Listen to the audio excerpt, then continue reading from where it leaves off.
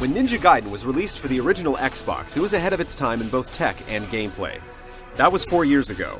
A reworking and subsequent port to the PlayStation 3 later, and it's time for the true sequel. Fans will be glad to hear that Ninja Gaiden 2 still includes its graphite-smooth, melee-based combat that made the original a hit.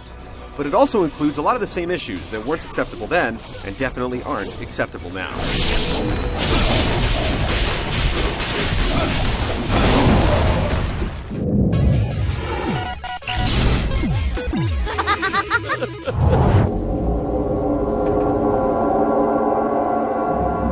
It's Ninja Gaiden, and that means that legendary ninja Ryu Hayabusa of the Dragon lineage has weapon in hand, ready to wreck shop.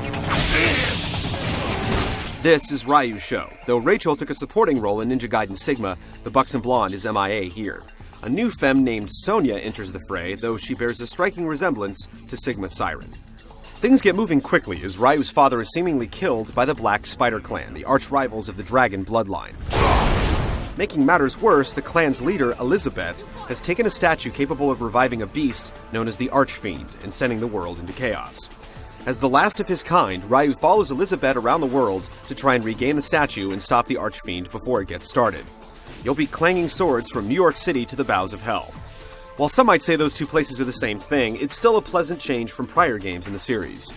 Even so, the story is just as limp as ever, with characters you don't really care about, and plot twists you can see coming. All I'll say is that it concerns the Archfiend.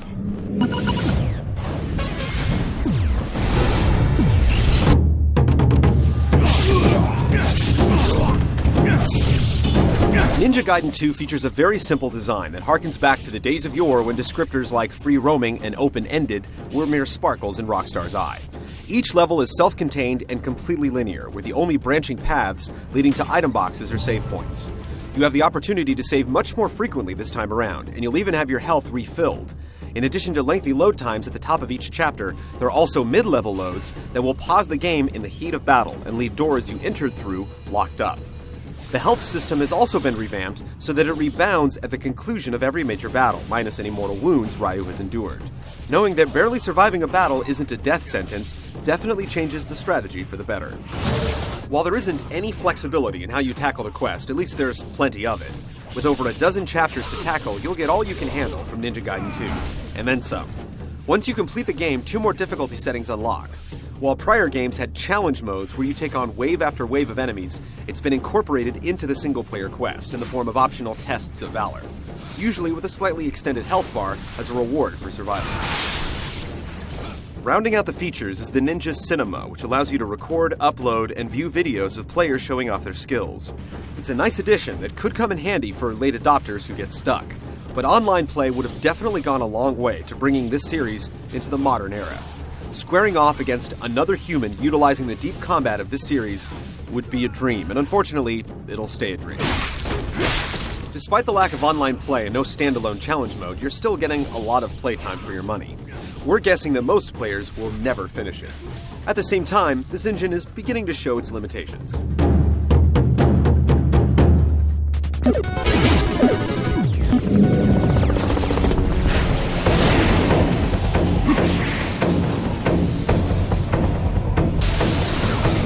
If you played the original, then you already know that Ninja Gaiden has some of the smoothest and most addictive combat of any video game in history.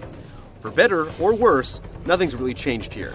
There are some new weapons, like the versatile Falcon's Talons or the absolutely brutal Scythe, but it can take a while to really be able to hold your own with a lot of them. You will die over and over and over, even if you're using a weapon you're comfortable with.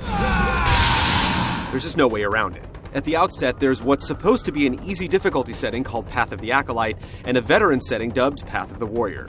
Both provide a stiff and uneven challenge.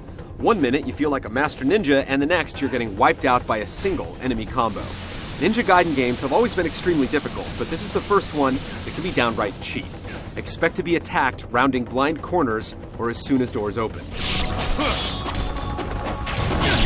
Then there are the incredible boss fights. Well, the first 10 times you try them. They have no rhyme or reason. There are no hints and no flashing body parts to denote weak points. It's all trial and error as you go through all of Ryu's weapons and abilities trying to find the right combination.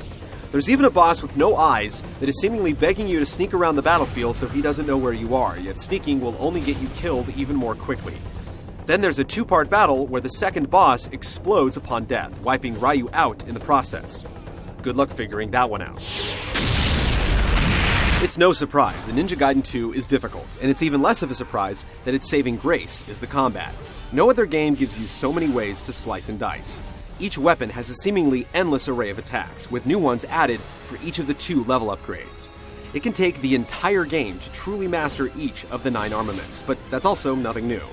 Luckily, not everything is the same. Ryu now has the ability to finish enemies with brutal obliteration techniques. Just gash them to a stunned state and press the Y button for one of the most over-the-top depictions of limb removal to ever grace the entertainment medium. Best of all, they change with each weapon. Of course, you can hack limbs off during normal combat as well, and the enemies will keep coming, dragging themselves toward Ryu to stick him with an exploding shuriken. The magical ninpo attacks can also be leveled up 2 times for added oomph. What all this amounts to is a game that's often more fun to watch than it is to play. Success requires split-second timing, both offensive and defensive skills, and a whole lot of luck. When you do finally complete some of the game's stiffer challenges, you rarely feel like you played your best to do it. Sometimes enemies simply fall into strange animation loops, allowing you to take them out. The game has added a hot selection menu for weapons and items using the D-pad, but you might as well hit start, as the action pauses either way. The gameplay is topped off by some simple platforming that is hampered by a stodgy camera, and it doesn't do you any favors in combat either. Ryu is constantly attacked by enemies you cannot see, and the camera darts from one side to the other, making it difficult to keep track of them. There's no denying that Ninja Gaiden 2 lives up to its reputation in the gameplay department, but it also mirrors its former self in a number of less flattering ways.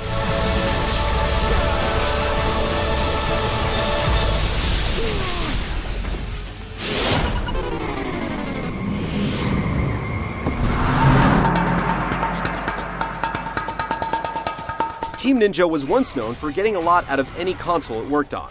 The problem is that the engine it established itself with is basically the same one it's still using today. Unfortunately, it has limitations. The shadows are pixelated, common effects like reflections are often missing, and it can slow to a crawl depending on the action. That said, when it's on, it's really on. The creature designs are incredibly cool, and a lot of the enemies and explosions can be dancing all over the screen before it buckles. And it still manages to look every bit as good as Ninja Gaiden Sigma for the PlayStation 3. A mixture of pre-rendered cinemas and recorded movies utilizing the in-game engine move the major plot points forward, though watching tanks attempt to blast a demon perched atop a building is a little comical. Fire!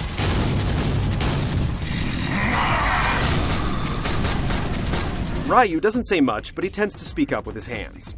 The rest of the voice acting holds up, You ungrateful monkeys. and while we'd like to hear more music, what's here is successful at setting the grim tone.